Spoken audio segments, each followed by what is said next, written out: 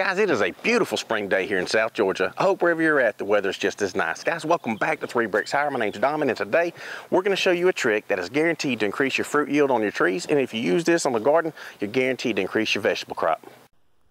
It's that time of the year, guys. Everything is blooming, and that includes my orange trees.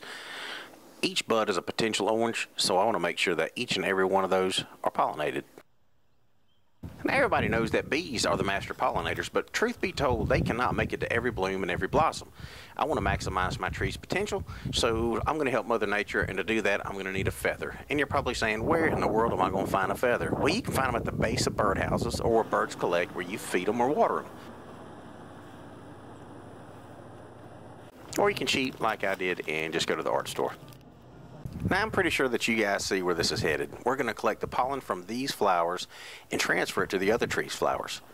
We're going to do this back and forth until every single flower has been pollinated.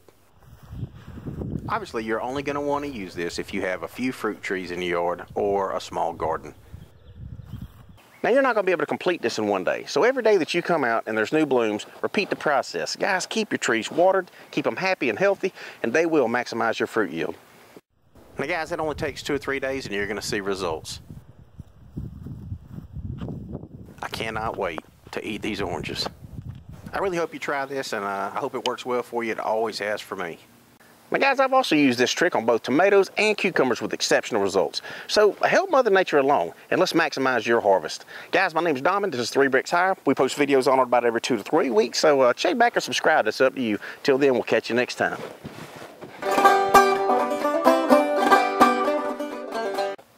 Man, I love the smell of that.